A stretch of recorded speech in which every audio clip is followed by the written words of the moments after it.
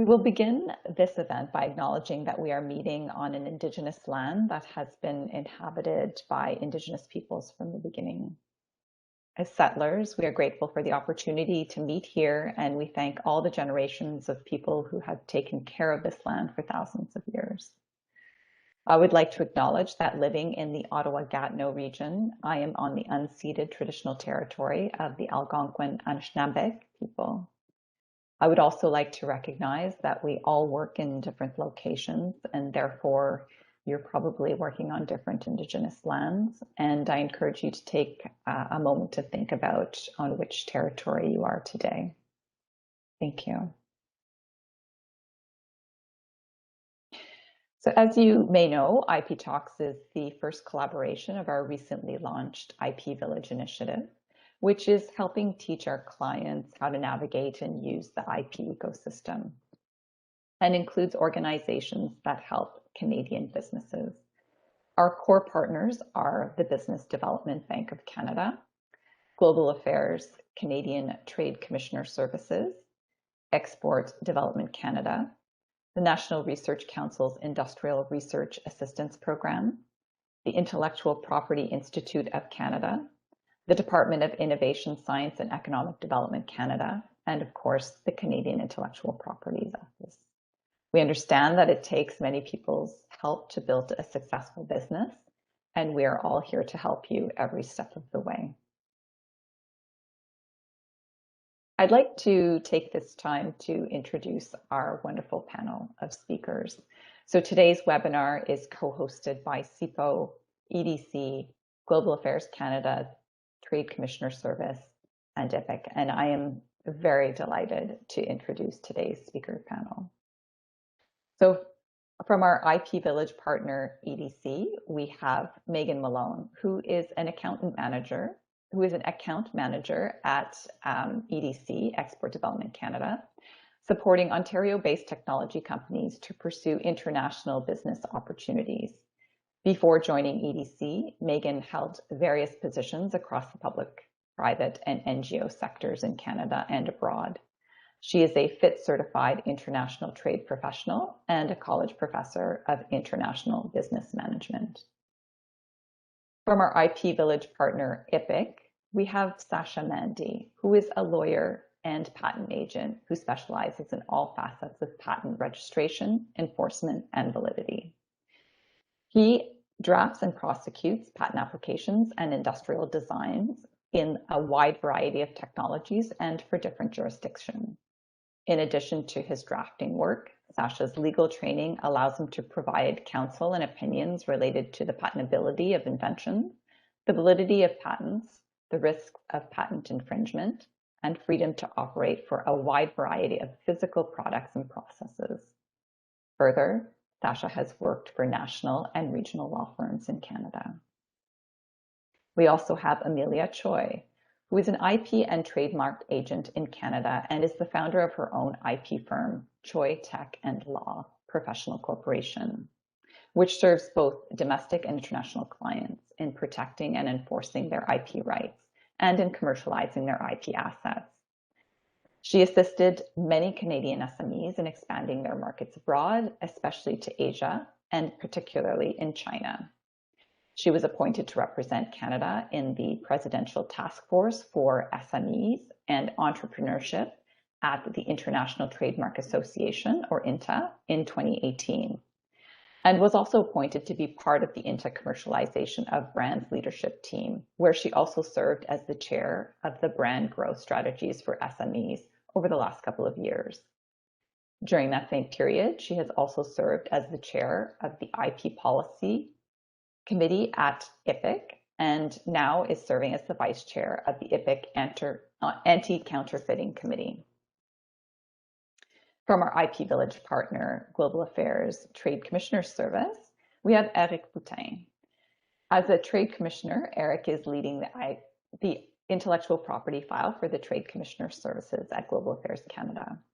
In his role, Eric is providing support to the TCS network to ensure that it is well equipped to better support Canadian companies when reaching foreign markets while protecting their IP. Prior to his current position, Eric worked as a senior economist for CIFO, as a senior trade policy analyst on electronic commerce issues in trade agreements for ISED, and as an economist for the Canadian International Trade Tribunal, or CIT, to name a few. Eric holds a bachelor and a master's degree in economics from the Université de Montréal. Next, we have Jonathan Jasmin Benoit, who is a counselor and trade commissioner at the Canadian Embassy in Washington, D.C. He leads a team that helps Canadian companies do business in the U.S. in sectors related to information communication technologies, life sciences, e-commerce, professional services, and consumer products. Prior to joining the Embassy, Jonathan was the Deputy Director for a sector team within Global Affairs Canada. This team served as a back office sales support to trade promotion officers around the world and in Canada, helping Canadian information and communication technology companies do business abroad. In over 10 years at Global Affairs Canada, Jonathan has held various roles in the trade policy and trade promotion, in addition to working in executive offices. Jonathan led on various files to help the Trade Commissioner Service within Global Affairs better leverage data to improve service delivery to its clients. Jonathan holds a Master's of Science in International Studies from Université de Montréal and a Bachelor of Arts in Communication, Politics, and Society from UQAM. Next, we have Ruben East, who is a counselor in trade and economic policy at Canada's mission to the European Union in Brussels. Ruben has over 15 years of experience as a senior international trade negotiator and as a senior counsel for the Government of Canada, including as deputy lead negotiator for the Canada-United States-Mexico Agreement, as senior counsel for the CPTPP, and as lead negotiator for investor-state dispute settlement for CETA. Ruben has also played a leading role in some of the highest profile NAFTA Chapter 11 arbitration cases. Ruben holds a MA from International Affairs from the Norman Paterson School of International Affairs, a law degree from the University of Ottawa, and a BA from the University of King's College. We also have Maxim Berdychevsky. Maxim is a counselor at the Embassy of Canada and head of Trade Policy Unit. Maxim is a 20-year veteran of the Canadian Diplomatic Service with previous assignments in Korea, Kazakhstan, Russia, and Mongolia. Prior to starting his assignment in Beijing in September 2019, Maxim was a trade and investment treaty negotiator. From 2016 to 2018, he was Canada's delegate and the chair of the APEC Investment Experts Group. Prior to that, Maxim originated and structured trade finance transactions as EDC's regional manager for Russia, CIS, and Mongolia. So I'll take a pause there to welcome again our very distinguished panel of speakers. I'm embarrassed to actually present myself after reading these glowing and just very accomplished summaries and bios. So I'm Nina Kushwaha, and I'm the Director of the IP Awareness and Education Services. I'm a scientist by training and have been involved in the IP space for over 15 years. Here at CIPO, we have a very keen interest in helping Canadians and businesses understand how their IP assets can allow them to gain a competitive advantage and drive growth. But of course, all this starts off with awareness and education. So I, again, extend a very warm welcome to our distinguished speakers, and I will start off by speaking around some context, and so providing some context about protecting your IP outside of Canada, and then setting the stage for our guest speakers. So protecting your IP outside of Canada, these are some of the things that you need to consider when doing your business abroad and protecting your IP abroad. So regarding disclosures, when you're talking about your IP before you protect it, it can increase the risk of imitation and counterfeiting and may prevent you from protecting your IP in some countries. So to avoid that, keep inventions and other sensitive information as trade secrets while you seek formal IP protection. The tools and resources provided at the end of the presentation link to 3 steps to help you minimize that disclosure of your IP. In terms of learning, again, I'm going to let our distinguished speakers explain how all this is going to work in real life.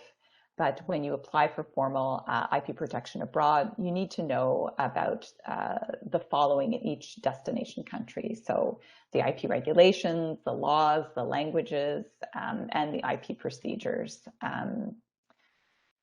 Again, applying for IP rights abroad, each country has its own set of IP laws, and they must be followed in the formal IP protection processes of those particular countries.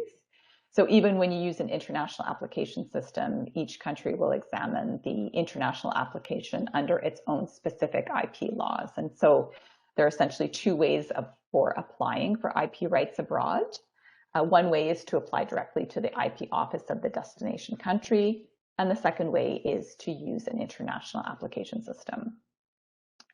Using an international application system can save both time and money, and again, this will be explained in some of the presentations.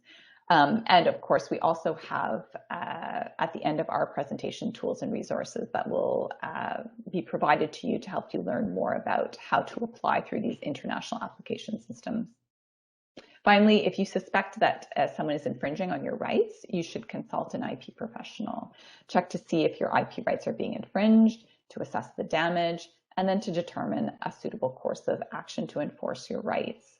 We have our next series of talks, so our IP Talks 5, which is scheduled for April 13th, which is dedicated entirely to this very important topic of enforcement of these IP rights. So one of the most important, or one of the most common mistakes that people make is that they consider their IP a little too late in their planning. And that's why it's really important to ensure that IP is part of your plan, your business plan, your integration plan from the beginning. So with that, I will hand the floor over to our first speakers, Megan Malone from EDC, followed by Eric Hutin from the TCS at Global Affairs, who will be talking about services and information to help you connect to your business abroad. Megan, I hand the floor over to you. Wonderful, thank you. I don't believe I have control, so I will maybe just, oh, there we go. I've just received it. Okay, perfect. So hello, everyone. Great to be with you today. As Nina has introduced, I'm Megan Malone with Export Development Canada, or EDC. So I'll begin today just by explaining to you what EDC is, in case you're not familiar with us as one of the government partner ecosystem.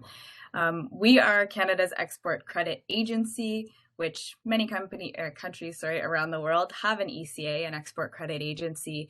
And we've been in place in Canada for over 75 years with the mandate to help Canadian companies take your business outside of Canadian borders. So when we think of exports, we often wonder, especially as we're in an IP talk here today, there's probably a good amount of technology type companies and services type companies. So we often don't think of the word export as it relates to, non-tangible goods moving in shipping containers across oceans. But really at EDC, what defines an exporter for us is where your customers are located. So are you selling to anyone outside of Canadian borders? And if that answers yes, then we would love to work with you. I will also point out on this slide that there is something that we like to call indirect exporters, and these are companies that maybe sell domestically to another company here in Canada, and that company in Canada then exports that product or service. So in that way, you could also be labeled as an indirect exporter, and that also qualifies us as an option to get connected with EDC. So I won't spend too much time on the definitions of exporters here, but essentially, if you have interest in doing business outside of our borders, we want to talk to you guys. And while we don't specifically focus on expertise in IP, there's many different ways that we help companies as they navigate the international waters. And of course, some of those is around protecting your IP. So what we like to speak about or say about ourselves at EDC is that we're international risk experts, meaning that we can help you navigate some of the risks of doing business internationally and hopefully help match you with either some of our solutions or industry partners that can help lessen some of those risks. So as Nina mentioned previously, protecting your IP, especially as you go internationally, is extremely important, as there's always a potential risk of somebody maybe stealing or utilizing your IP that's near and dear to your heart.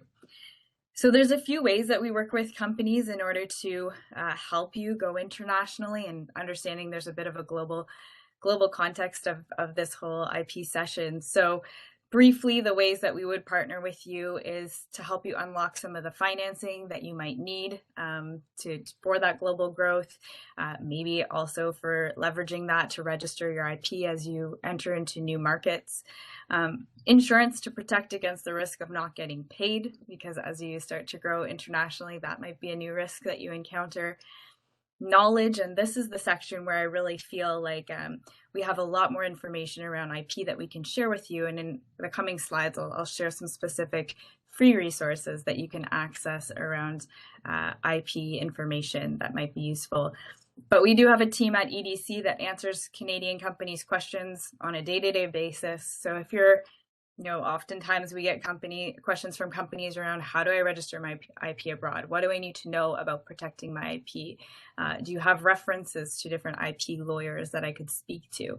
So these are all questions that our trade team can answer. They also answer other questions like, how do I do business in certain markets? How do I get grants and funding? How do I deal with taxes and tariffs? So these are all questions that we get on a daily basis, and our team is happy to respond to those to you free of charge, and also introduce you to some of the other partners in this ecosystem that can help support. And then last but not least, connections. So again, connecting to industry partners, but also sometimes to some international clients that we do business with as well. This slide is a quick way to think of EDC and get connected into us. So, I mean, as I mentioned before, if you have just general questions about doing business internationally, it's a good way to connect in with us. If you have a new contract or opportunity internationally, that's also wonderful. If you're trying to unlock additional money with your bank, that's another way that we can get supported. So I'm going to move past this slide quite quickly so that we can bring you to the knowledge and connections, which is really the kind of bread and butter of the IP talks today. So our knowledge on edc.ca, which is our website, a lot of these resources, or many of these resources on this screen, are free for you to use. You simply need to create an EDC account. Once you've created an EDC account, you get access to, for example, our Export Help Hub. You get access to this EDC Fit Lite learning series. So when Nina introduced me, she said I was a FIT CITP Certified International Business Professional. FIT is an organization here in Canada. I was born in Canada, but it's recognized internationally. And EDC and FIT have collaborated to build out different courses and learning material for you and your business. So these can touch on market entry strategies, cash flow management, managing foreign exchange risk, and even IP protection. So one resource I'll mention here is there is a FIT EDC Lite mini course. So it's a 40-page document that you can download for free on intellectual property protection. So there's one free resource for you right there. We also have, through our Export Help Hub, this is, again, you create an account with EDC and you get access to Export Help Hub, which is a bunch of free resources, from webinars to white papers to ebooks and so on. And this is all about doing business internationally. You can also ask our Export Help advisors any questions, and they will get back to you, again, as a free service. Through the Export Help Hub, you can unlock the EDC and CIPO ebook, which is on protecting your intellectual property. So that might also be a great resource for you. And through the Expert Help Hub, there is an EDC webinar on protecting your IP abroad, but many other resources there. So really, in terms of leveraging and working with EDC on the IP side, we are not by no means IP experts or can provide advisory in those in that way, but we do have these free resources to get you started and can connect you into the greater network and IP professionals to help you there. The last few ones on this slide are a little bit more specific in terms of understanding your suppliers, like EDC Enlist is pre-vetted suppliers that you can work with. Company Insight is one way that you can search for potential customers you might be working with and see if they have credit or risk ratings on our website. And our Business Connection program is a very selective matchmaking program that we have with some of our international clients around the world. And with that, I will stop here and pass the baton on to my colleague.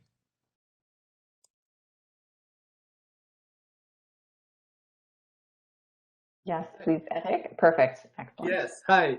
Thanks, Megan. Thanks, Nina, for the introduction as well. And I'm really glad to be here to talk about the Trade Commissioner Service. It's not often that we have that chance, so I'm taking it just to provide you with an overview of what a TCS is and what we offer, and encourage you to contact us later on if you have any questions. I'm just curious if, okay, I have the control. Perfect. So I'll start with saying that with just not 1, but 0.5% of the global population, 99.5% of our potential consumers are outside of Canada. So growing globally is often just part of the business growth cycle. And that's where the Trade Commissioner's Service come in. But who are we? Basically, we are your global team on the ground, and an unbeatable network with offices across Canada and around the world to help you grow globally. We have been supporting Canadian companies in their desire to expand abroad for over 125 years. We are able to help companies expand around the world, and how to do business is done in other markets because of our unbeatable network of trade commissioners. One key to your success is our people. With an on-the-ground network for more than 1,000 trade commissioners serving 10,000 clients in over 160 locations in 6 regional offices across Canada, we have an unparalleled global network that can support companies, particularly SMEs, to scale internationally. Canadian companies that we're serving are not just companies, they are TCS clients.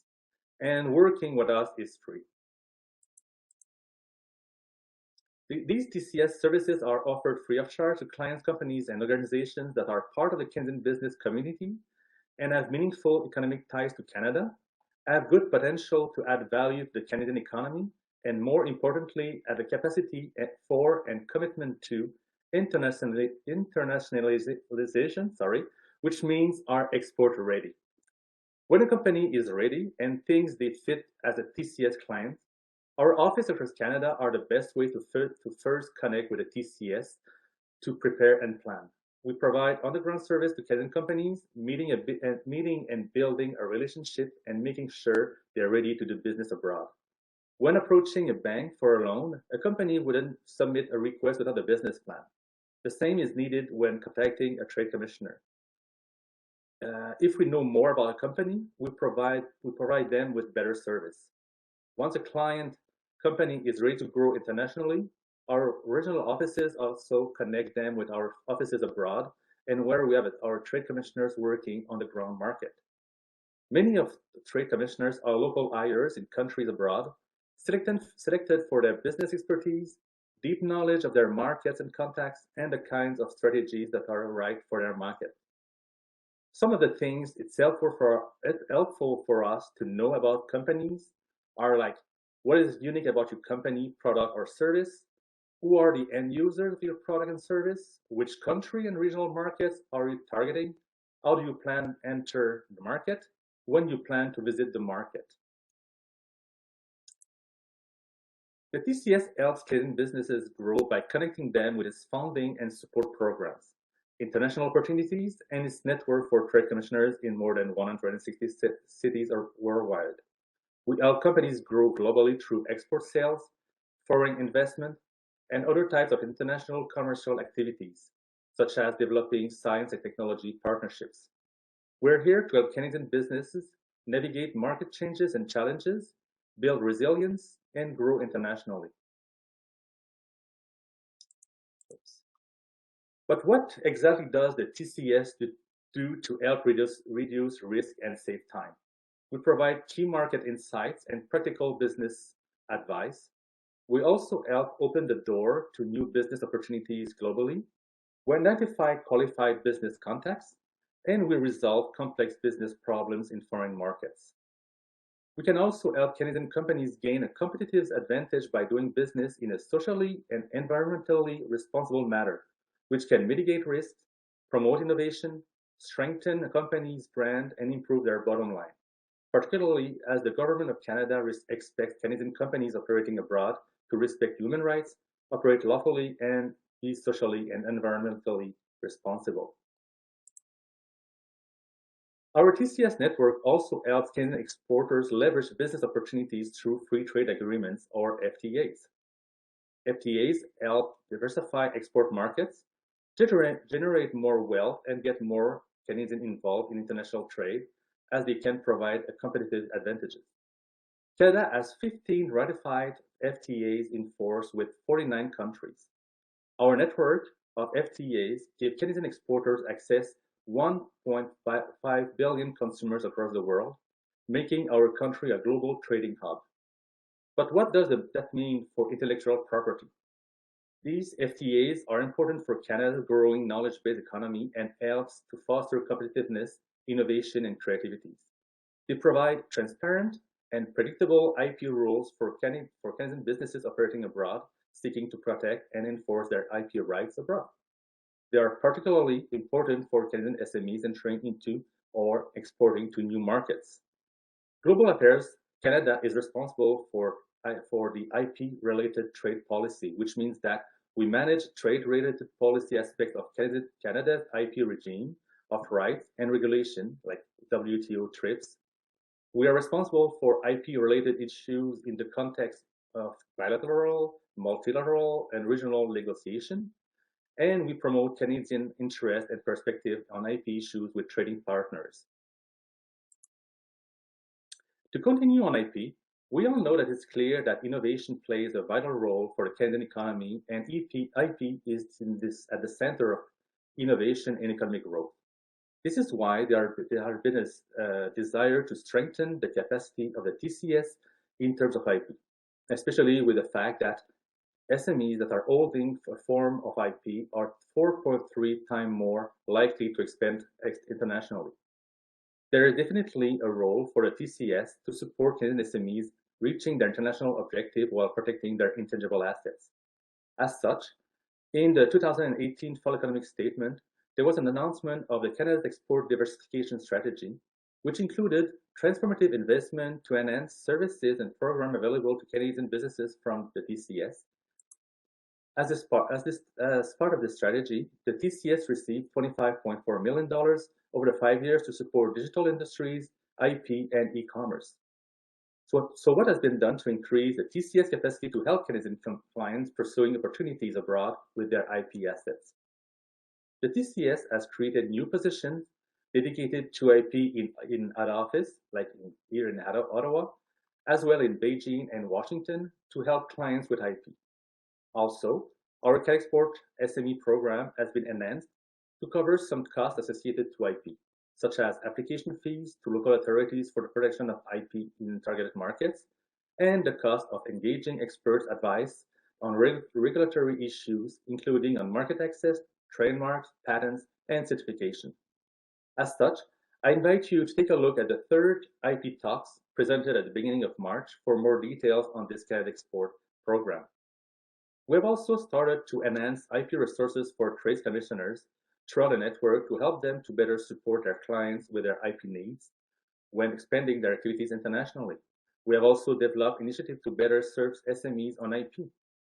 As such, we developed a comprehensive webpage dedicated to IP. I invite you to consult it, as it presents valuable information about IP and IP management to help you understand how to navigate your IP journey when preparing to export.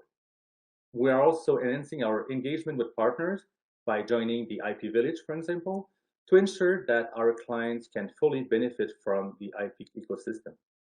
On a final note, I would like to emphasize on the fact that our approach to IP is all about market preparation. It's not meant to help companies to problem solve if IP issues that later arise abroad. We then encourage our clients to be proactive in protecting their IP, meaning to encourage them to develop their IP strategy in collaboration with IP specialists. In other words, the TCS's role is not to provide legal advices on IP, but to point out clients the right resources and to help them be aware of the IP challenges they may face abroad. So in conclusion, I would like to thank you for your attention, and evidently, and I invite you to keep in mind the Trade Commissioner Service and what we offer, and get in touch with us when the need and time is right. Thank you for your attention. Thank you. Thank you so much. Merci. Thank you, Eric and Megan, for giving us that overview of what EDC and the TCS can offer as services and resources for our SMEs who are thinking of going abroad. And so our next speakers are Maxime Berdichevsky and Amelia Choi, who will be speaking to us on key IP and business considerations for doing business in China. Hello, my name is Maxime Berdichevsky. I'm a counselor at the Canadian Embassy in Beijing, China. I manage a trade policy team at the embassy that looks after all sorts of Chinese business regulations. We provide regulatory analysis and advice to Canadian government as well as Canadian companies looking to do business in China. Today, I'd like to talk to you a little bit about regulatory context for intellectual property protection in China. I'm going to cover some broad regulatory trends and some contextual points, and my colleague Amelia will take you through more technical details of IP protection. So let me start by maybe spending a few minutes on where the improvements in the Chinese IP regime come from. In the last few years, we have seen a number of improvements, both in terms of laws and regulations, as well as more enforcement improvements for the IP owners to assert their rights, to fight infringement, to seek compensation. And in fact, we've seen not only Chinese companies succeeding in Chinese courts, but foreign companies as well. So while there's a lot of talk about, the external pressure on China, be it through the China-US Phase 1 deal or other external pressures, I'd like to emphasize that these external pressures may speed up the process, but the key is China's own domestic need. China is becoming a creator of IP domestically, and Chinese IP owners begin to assert their rights internationally a lot more aggressively. Just if you take a look at the latest developments in the EU, with the EU taking China to WTO consultation on anti-suit injunctions, it gives you a sense that Chinese IP owners are becoming a lot more assertive internationally.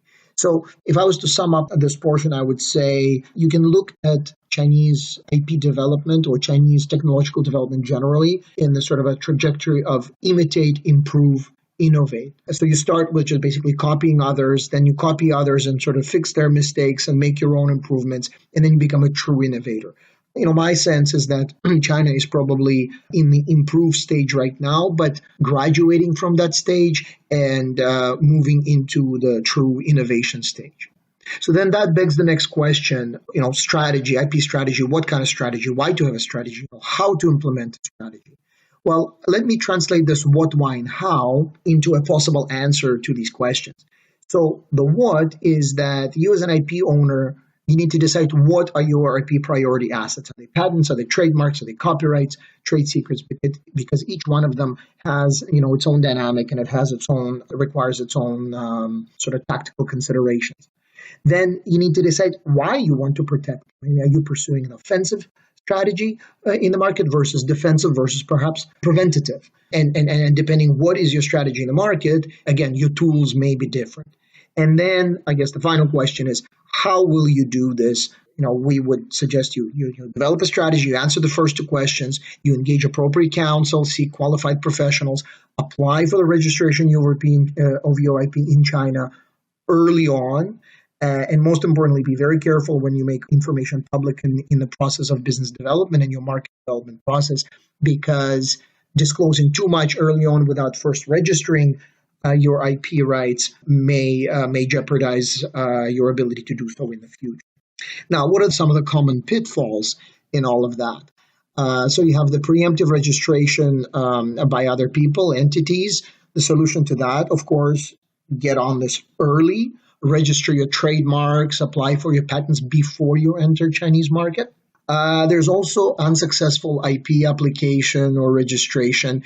To that, the only solution, I would recommend is, understanding the system well and seeking advice of qualified professionals. There's no shortage of very skilled and able IP lawyers that work on China, and one of them is speaking to you today in this very presentation. So just get good advice.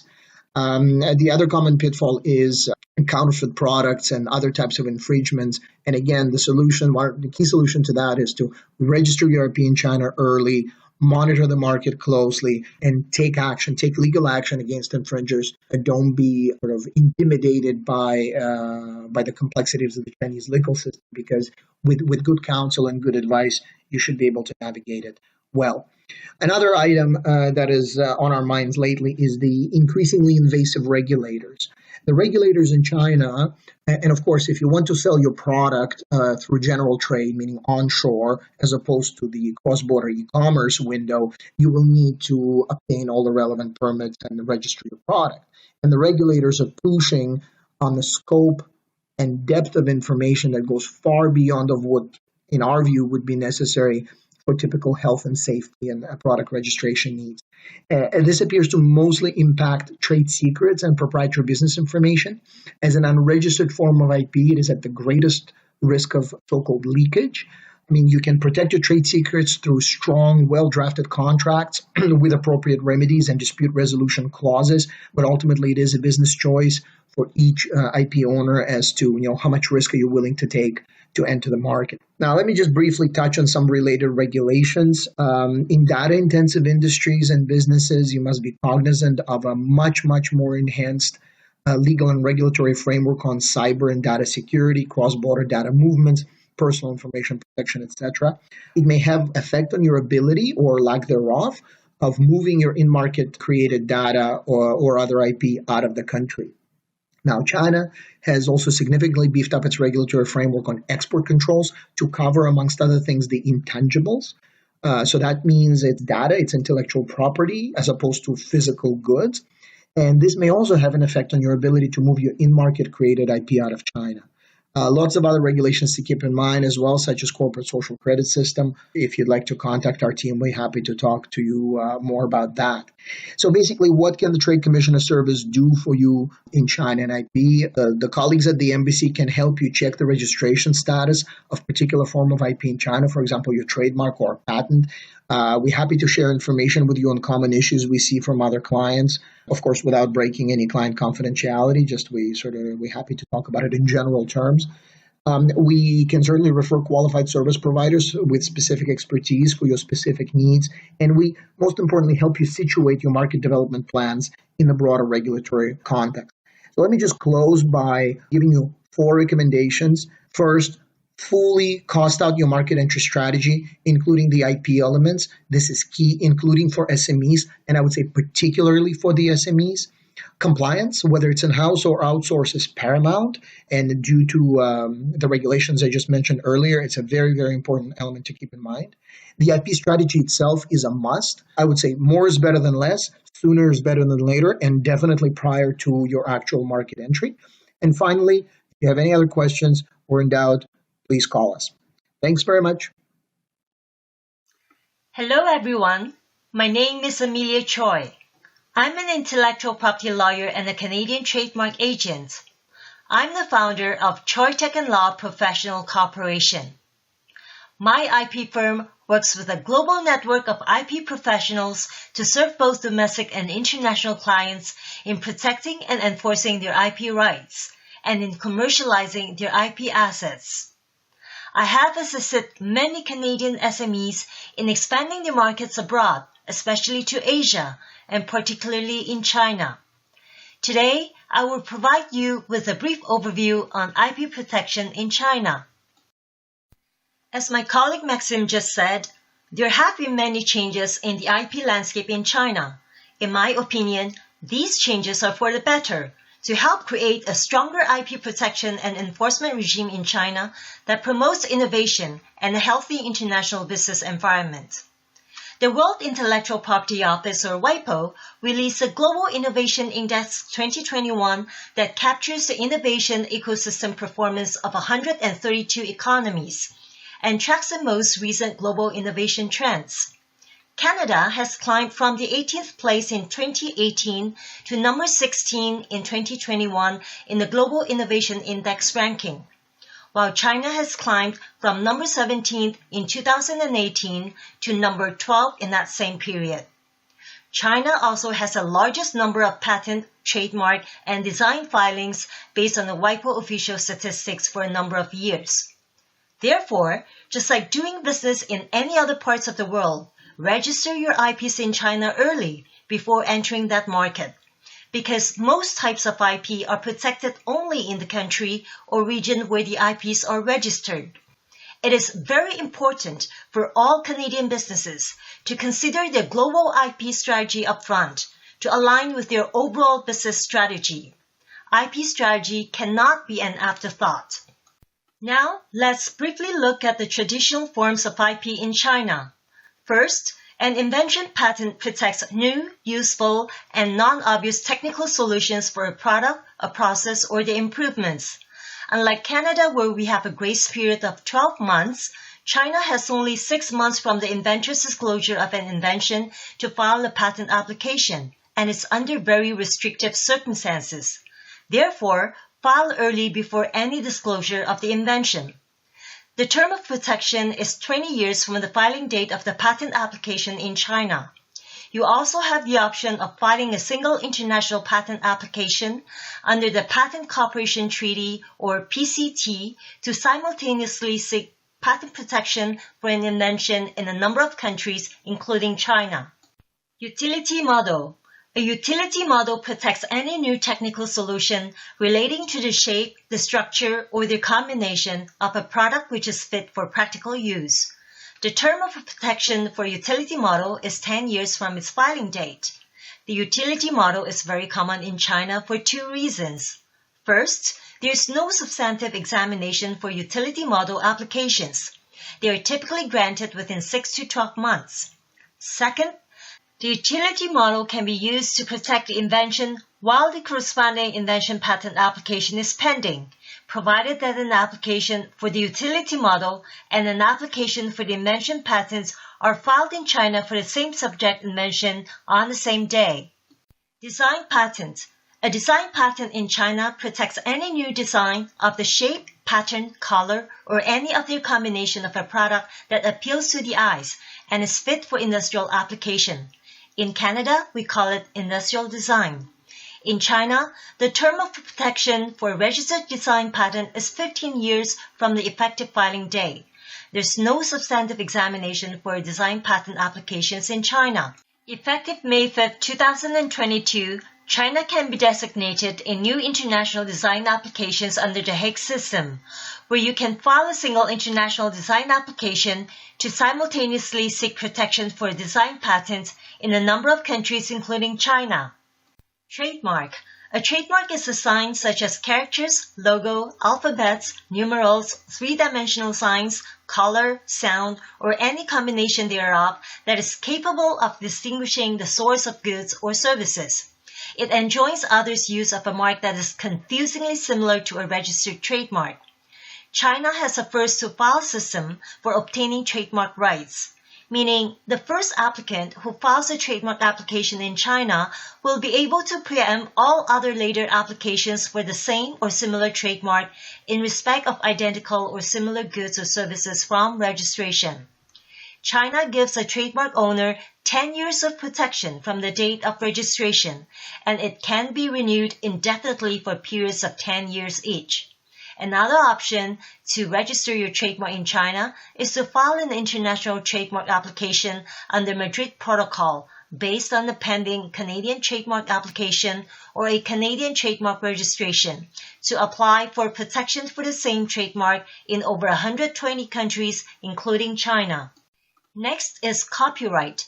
Copyright protects original works, meaning works that are created independently.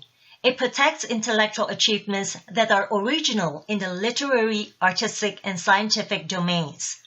The term of copyright protection in China is 50 years from date of publication if the author is a company, or the author's life plus 50 years.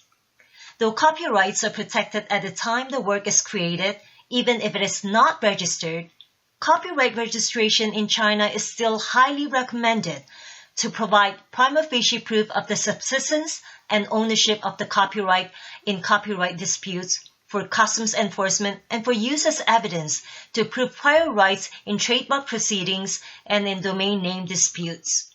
The copyright registration certificate can also be used to guarantee transaction security in an assignment or licensing of work. Trade secret. Not all subject matters are patentable, in which case you may consider keeping them as a trade secret. Trade secrets are enforceable under China's anti-unfair competition law. To be considered as a trade secret, the information must be secret, unknown to the public, and the information must possess commercial value, and the possessor of the information must be able to demonstrate that it takes reasonable and effective confidentiality measures to keep the information confidential.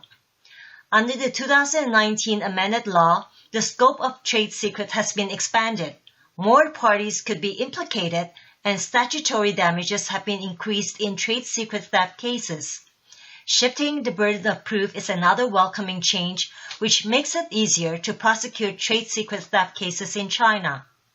So long as trade secrets are kept secret, they are protected in China. Now let's move on to IP enforcement in China. There are different ways to enforce IP in China. They are, first, filing complaints with the online marketplaces. China has a notice and takedown regime where infringing sites are taken down. Second, administrative enforcement. Raids may be conducted to gather evidence and subsequently used in a judicial proceeding. Third, judicial enforcement through civil litigation or criminal enforcement. If we look at patent enforcements in China, for example, the win rate is at 75 to 95% in favor of the plaintiff innovators, most of whom are foreigners. Injunctions in China are virtually guaranteed. Judicial proceedings are expedient, and litigation cost is relatively low. Although China has a civil law system, judges tend to seek out and respect prior decisions. China has specialized IP courts and specialized IP tribunals, which adjudicate only IP cases, thus enhancing consistency in IP rulings. The IP Tribunal of the Supreme People's Court is the final appellate court for all IP cases. Fourth, customs enforcement. China has a very good system for blocking goods due for export and or import at the customs, which many foreign brand owners have successfully leveraged. And finally, alternate dispute resolution such as arbitration. Relating to arbitration, it's worth mentioning that China is a contracting party to the New York Convention.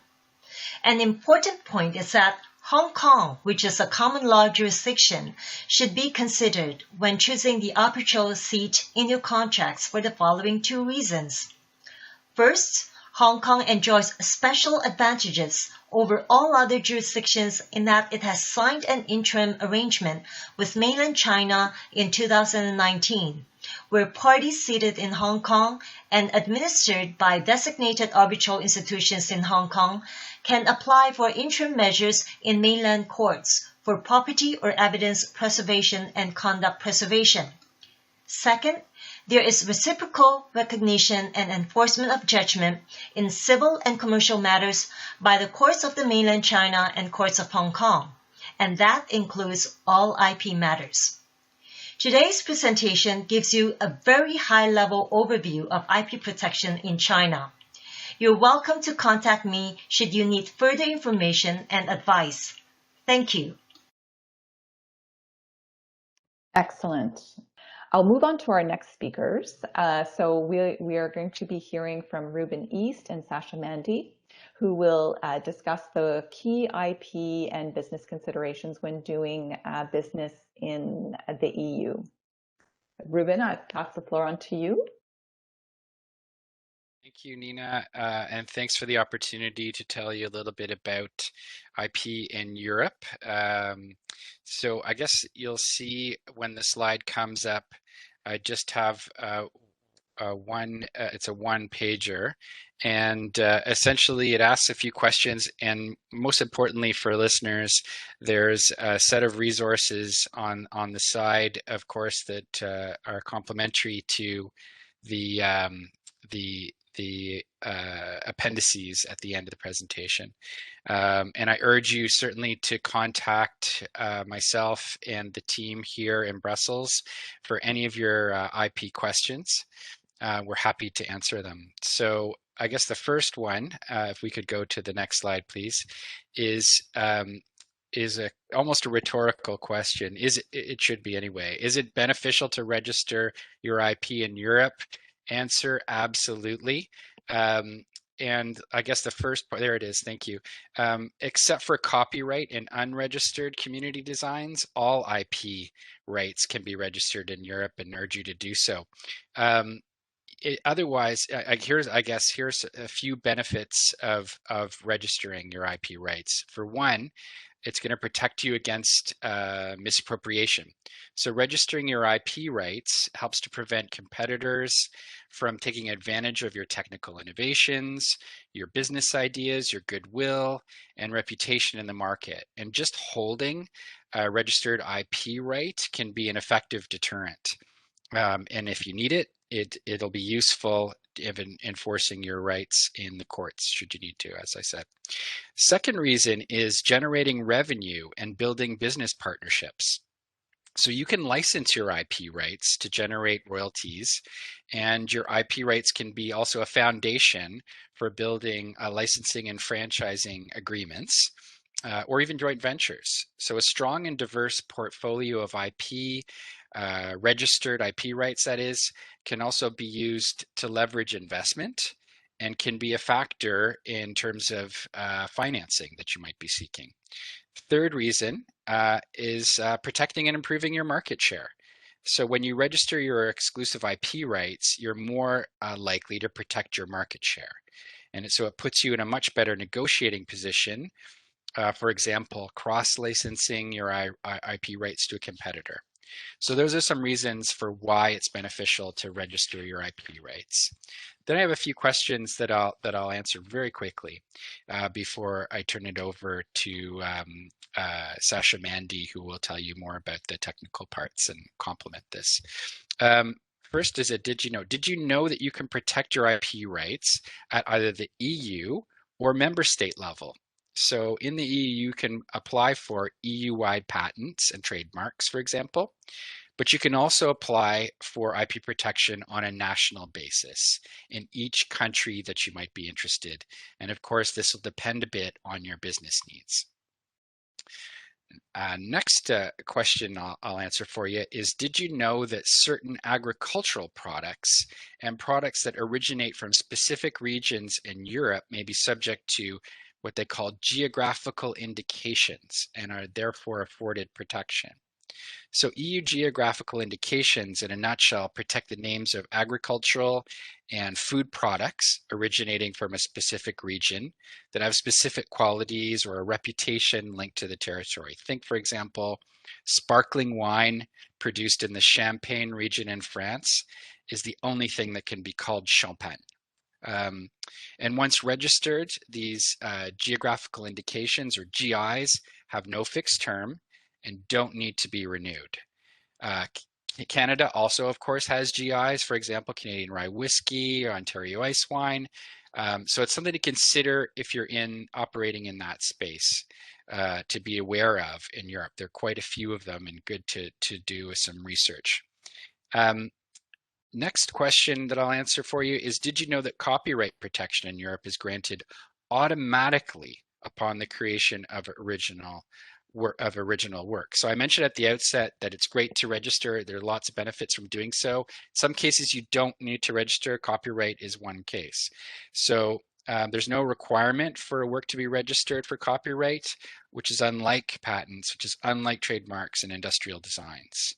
And there's also no marking requirement. So you don't need to do that. But of course, it's very useful to do that should you need to enforce your rights at a later stage.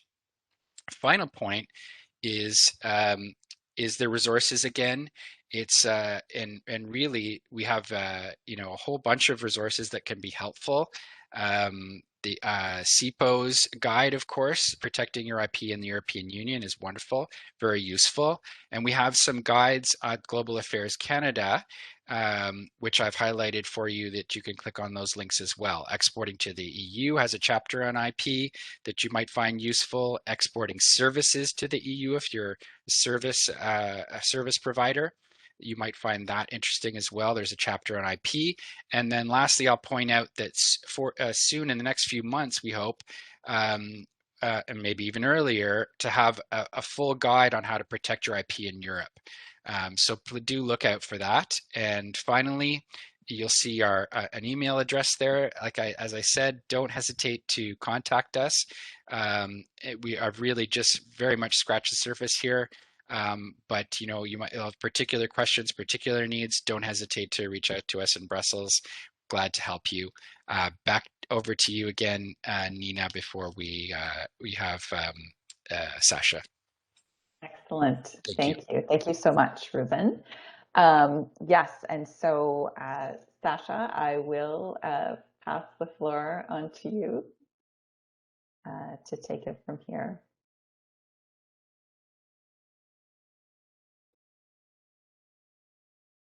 Okay, thank you, Nina, for that handover. And much like Amelia did for China, and building on what Ruben said, I'd like to talk a little bit about how we obtain various IP rights in the European Union, how we can defend them, and how we can enforce them.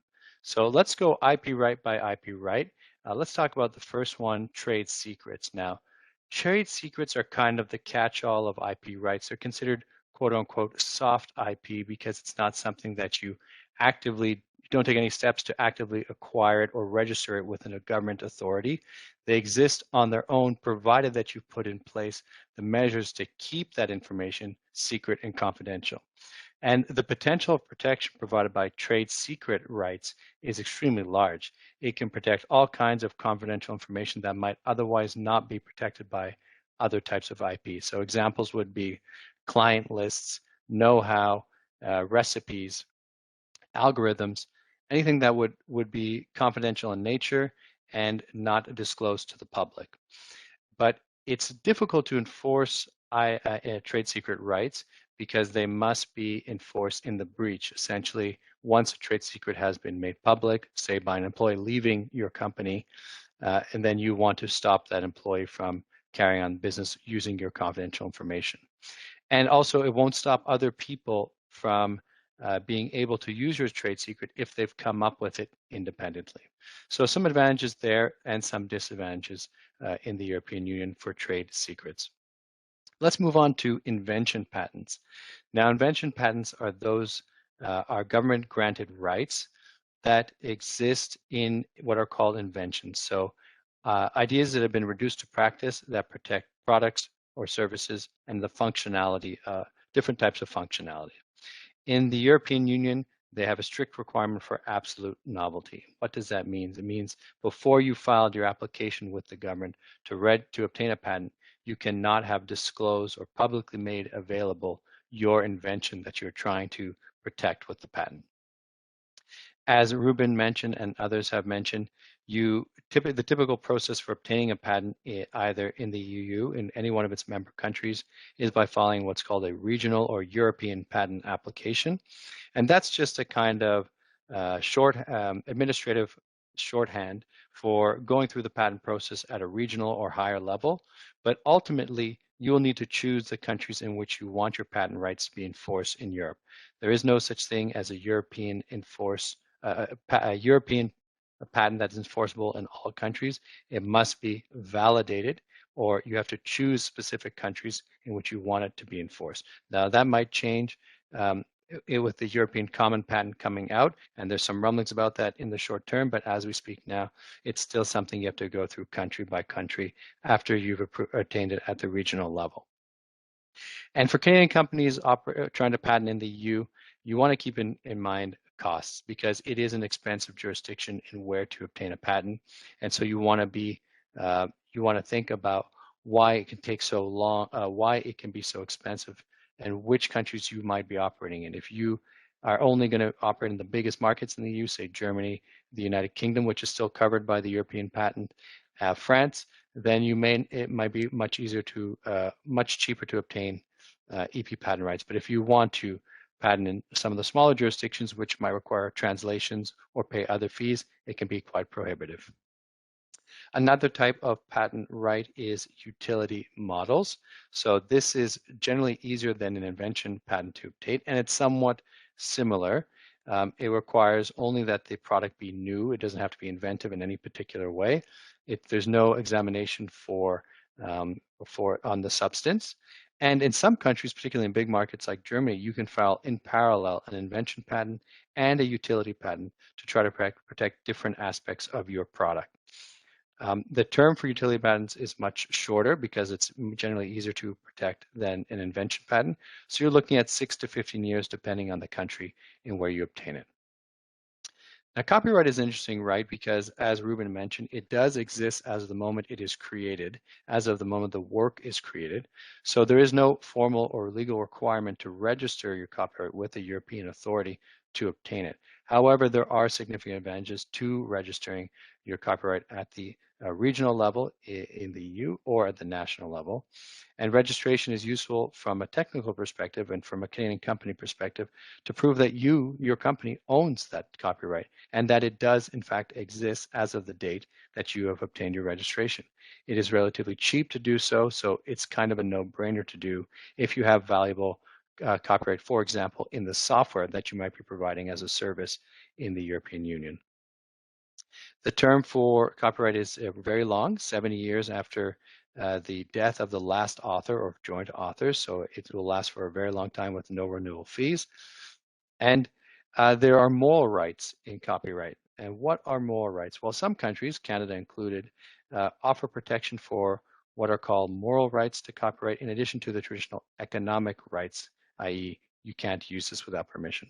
So moral rights are rights that are accorded to the creator of the work, and they usually protect the rights, the creator's right to claim authorship, so the right of attribution, and to refuse a modification of their work, so the right of the integrity. It's mostly applicable to artistic works, but it does apply in general to all copyrighted works in the European Union.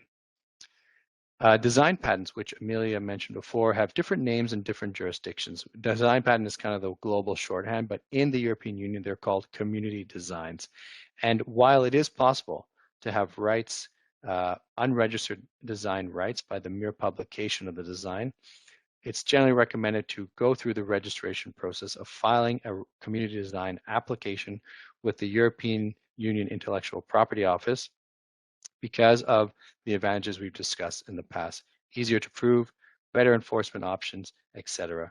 And what's great about designs is that some designs and some trademarks are quite similar and can be protected individually. So you might have a design that is 3D in nature, and you might have a 3D trademark which you can protect in the EU. And so both of these can be applied for to protect different aspects of your product. The term for community designs, in the EU is 25 years, so it's very long, renewable every 5 years. One filing fee for all of the EU, so it's a very convenient way to obtain protection for a product that is distinguishable by its look or its design or its aesthetic. There's no substantive examination. It's a check, it's really just a check for formalities, and it's granted within a couple of days, a month at max. So it's a very quick to obtain for Canadian companies that are thinking of doing business in the EU. It's something you can do at the last minute if your product is distinguishable by its look in the marketplace.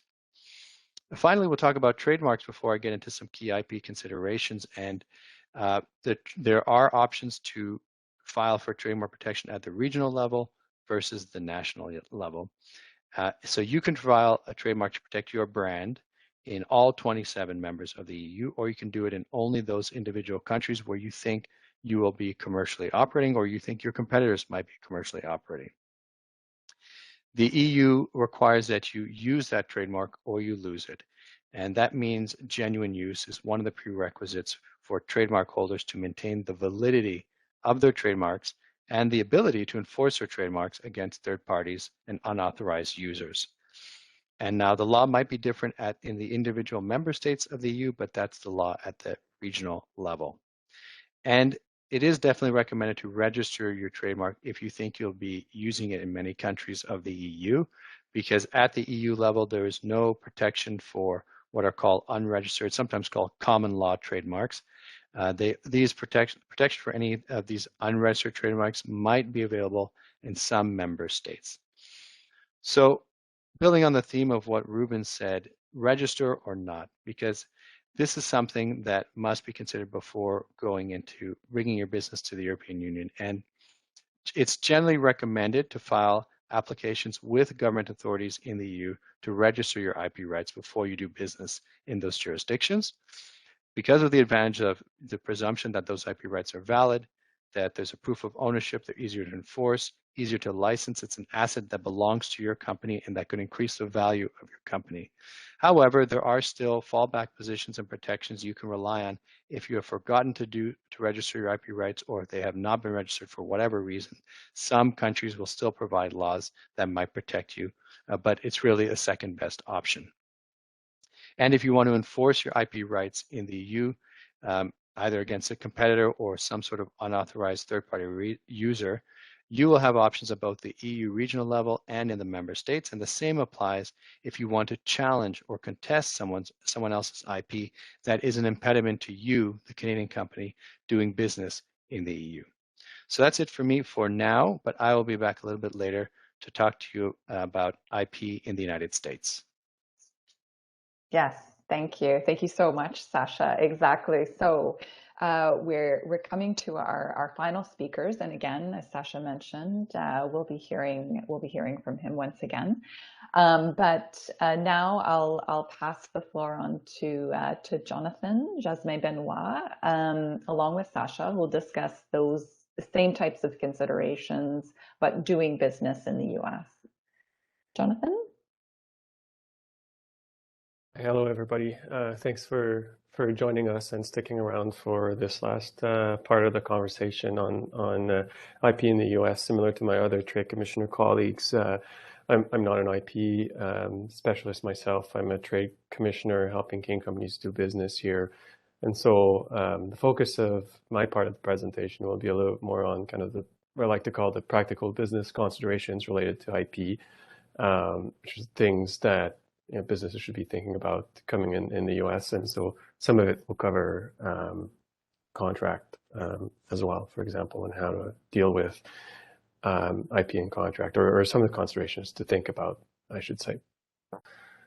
So first thing I'll talk about is provisional applications. So that's specific to the US. Provisional applications are something in the US. Essentially what it allows you to do is secure an early filing date, a priority date for your patent application, while you continue to do research and development. And you may or may not want to do that. And so there are considerations to think about. I'm sure Sasha may go into a little bit more detail, but essentially, a couple of things to think about would be that when your provisional application is filed, it's not queued for examination. So it's just allowing you to get secure that priority date. It won't mean that you will get your patent faster when you end up filing within a year.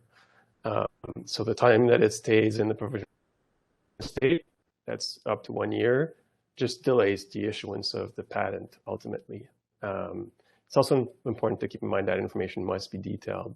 If you add information that can't be supported by what was filed in your provisional application, that opens you up to risk that the value of the issued patent at the end of the day can be challenged, or that the examiner finds more prior art. And keep in mind that anything disclosed publicly that is not covered in the provisional application will be considered as prior art in foreign countries. Another thing I wanted to talk about today is patent marking. So patent marking essentially serves as what is known in the US as constructive notice. In the event of litigation and in the absence of proper marking, that would be when you say patent pending, for example. An infringer is typically only liable to compensate for damages after being made aware of the infringement by the patent owner. So that would be proper notice. And again, in the event of litigation, constructive notice means that the patent owner does not have to provide, to prove when the infringer was formally advised of the infringement, which enhances the potential recovery of damages. So IP owners now have the option of displaying patent marking information on their website. That's known as virtual marking. The website must be easily accessible and include all relevant information. And if you do leverage that option in the US, it's important to remove any expired or abandoned patents from the list that you would have online, because there are very hefty penalties for false marking. And same would apply for using patent pending as marking in, on your product. If you don't end up filing patents, be aware that you got to keep track of your applications and where you're at and what kind of marking you're using, because there could be hefty penalties in the US. So associating patents to the wrong products can also be considered false marking. So again, if you're leveraging the ability to use kind of the virtual marking option, do make sure that you keep track of what you've published online, because that could open you up to some risks. On the trademark side, as was said earlier, you may want to consider doing registration. Of course, there is the concept of common law patents in the US, but protection is much lower.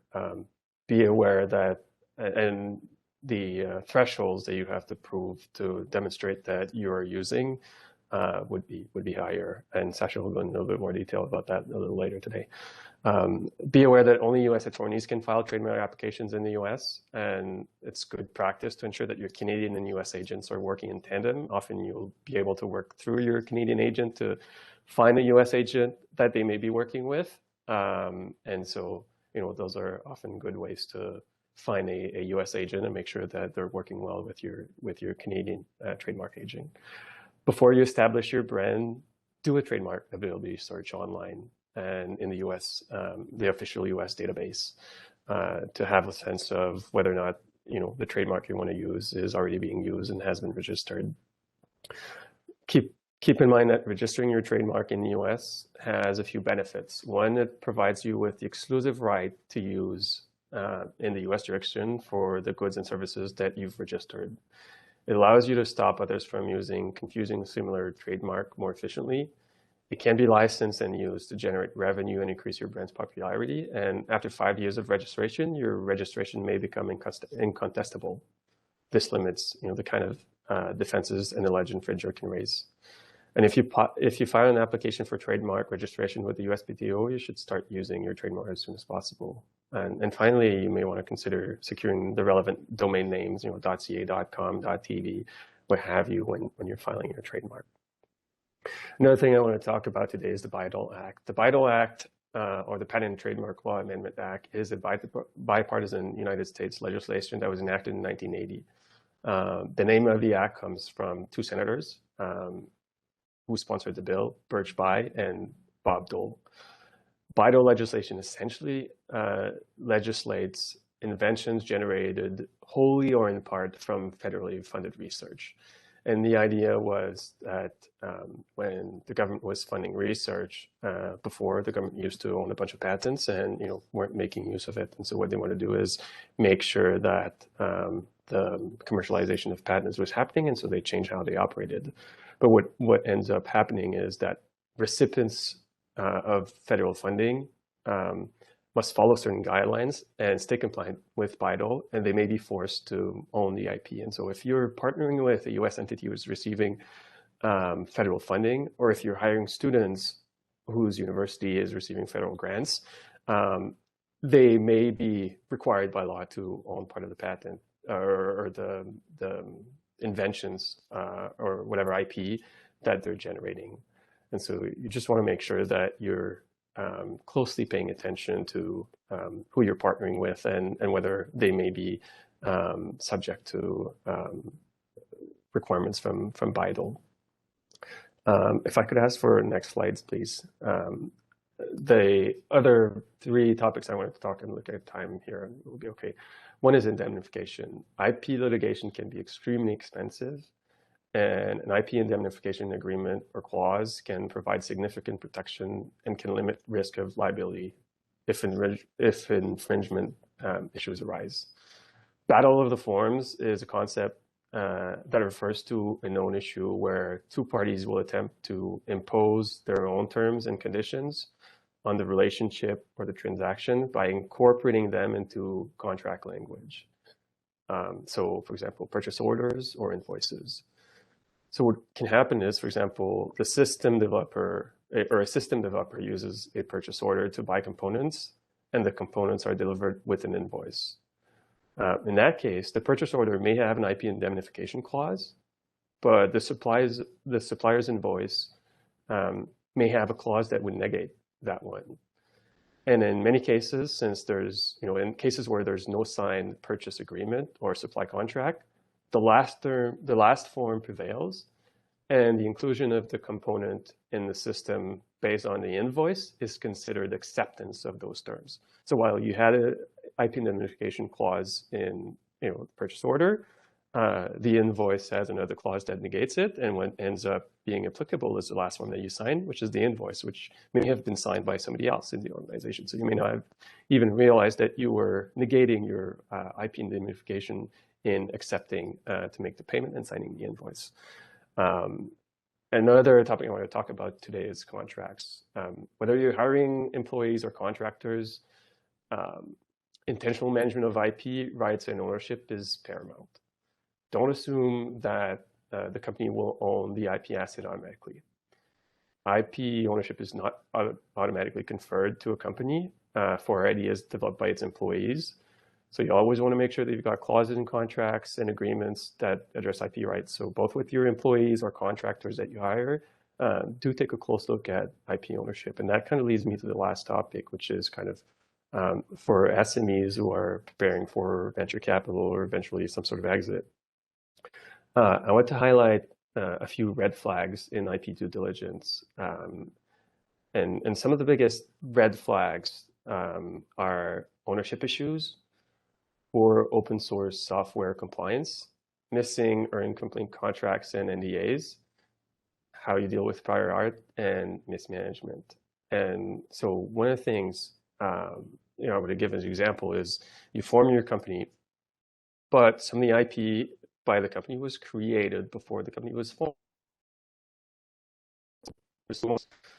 And the owners essentially, for example, one of the owners drew up the logo that the company ends up using, and so ends up using as part of the trademark. You want to make sure that the owners have assigned the IP to the company, because it's possible otherwise that the copyright for that logo rests with one of the owners, and as opposed to with the company, and that could lead up to. That's just one simple example. Those things could lead to problems if your IP house or your data house isn't in order, and you're getting in a situation where you're trying to get VC funding. And so you want to make sure that you cover these bases before you get to the point where you've got, you're almost ready to sign with a VC. So with that, I'll hand it back to you guys, and thank you. Thank you. Thank you, Jonathan. Yes, and it was great. I love the examples that you brought up, especially in terms of the contracts, which we had talked about in previous sessions, as well as with the VC. So thank you. I will quickly pass the floor again on to Sasha. Sasha, we have a few minutes to go over IP protection considerations in the U.S. Thank you. Sure. Yeah, thanks. Yeah, thanks for that, Jonathan. Yes, it's glad that those of you who stayed to the end that you're here to join me, and I will go through the U.S. quickly, not only because it's usually the most important market for Canadian businesses, but it's also a special beast when it comes to IP rights. It has these really unique creations and IP rights protections that can be very beneficial to Canadian owners and Canadian companies. So it's definitely worth exploring. But let's do quickly on the trade secrets here. Much as what I said before applies. Keep your trade secret secret, put in place measures, usually through contract, to make sure that it remains secret. And think about keeping the circle of trust small. If you have a very valuable, intangible, soft IP, confidential information that gives a lot of value to your company, think about limiting dissemination of that information to only those people who are required to know about it, and think about putting in physical as well as digital barriers to make sure that that information cannot be widely shared, even within the organization. That's one way to make sure your trade secret remains a secret and also valuable to the company. Now, moving on to patents or invention patents or utility patents. Jonathan mentioned the provisional patent application, and there are certainly some things to watch out for there, but it is by far the most popular patent application tool for Canadian companies. When a Canadian company is just first trying to explore the marketplace to see, hey, I have an invention here, is it worth anything? I need to partner with other people to show my invention. I need to validate this thing in the marketplace. What they'll often do is file a provisional patent application. It's a special beast of the US patent system that doesn't exist elsewhere in the world. You file a patent application, this provisional application lasts for 12 months, then it disappears. It will never become a patent that you can assert against other people, but it allows you to get that filing date, priority date for your invention. It's an asset that belongs to your company, and it allows you to publicly disclose your invention, provided that what you're disclosing is described or shown in that provisional patent application. Another special creation of the US patent system is continuations or spin-off patent applications. You can file one patent application, and then many years down the road, before that patent application is allowed, you can file this continuation or spin-off patent application to try to claim another aspect of your product that wasn't claimed in the original patent application. You can even file these continuation in part applications where you can add information to your original patent application and try to patent that, and in some very specific circumstances, benefit from that original filing date of your earliest patent application. So really special and promising ways to extend IP rights in the US that exist only in the US that Canadian companies should be aware of. Another thing you want to be aware of is watch what you say to the patent office, because when you're trying to get a patent in the US, you'll often have to go back and forth to the patent office to convince them to give it to you. And you might say things during that process which might come back and hurt you when you're trying to litigate your patent or even license it to a third party. Copyright is something that you don't need to register like in other jurisdictions, although there are definitely advantages to do so. And one of the main ones being, if ever you want to enforce your copyright, it needs to be registered. So that's particularly true for software.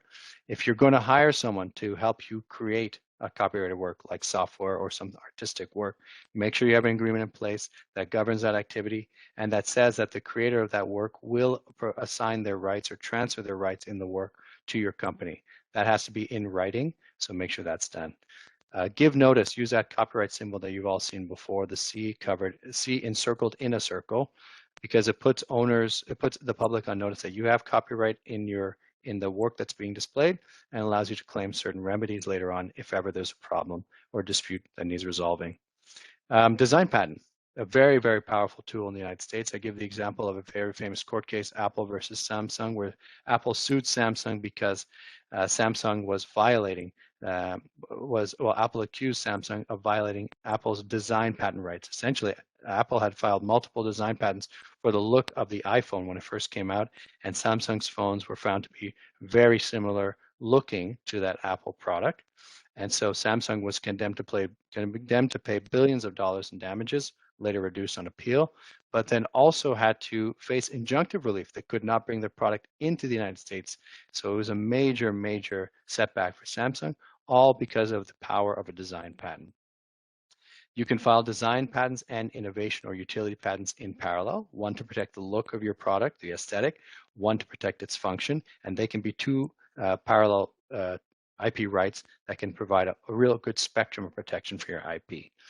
With the trademark, again, it doesn't have to be registered. They have what are called common law trademarks in the United States, but there are definitely advantages to doing so. So you want to look into that and make sure you use it or lose it, because if you don't use your trademark in the US, you may risk losing it and you may not be able to enforce it. I'll end with a couple of minutes on key IP considerations. There's a grace period like there is in Canada for patents, so design patents and utility patents. So if you disclose your invention or your design, you have a 12-month period to file a patent application, and you can still get a valid patent for that, even though there was a disclosure. One of the great things, at least for patents and design patents, is you can use a Canadian professional. I myself, as a patent agent, have helped lots of Canadian companies file for and protect their patent in the United States by dealing directly with the US Patent Office and representing Canadian applicants or patent companies. That's a way to cut out US attorneys and sometimes exorbitant fees they may charge. And you can use your local professional who might be in a city near you. And there are lots of enforcement options, particularly at the border, which are interesting for Canadian companies. If you have IP rights, you can go to the International Trade Commission, which is a special agency in the United States, obtain a judgment from them, and they will work with border services to prevent any counterfeit or infringing products from being imported into the United States. A very powerful enforcement tool. So that was very quick, but I wrapped it up, and of course, we're always available on the chat. Fantastic. Thank you. I do appreciate that, Sasha. I realize that, yeah, we are at the end of our time. But thank you to you, Sasha, to Jonathan, and to all our speakers for providing all those insights and taking your business to these larger markets. So thank you to our esteemed panelists for again a very engaging session, and of course for all of our participants, our audience who attended this session.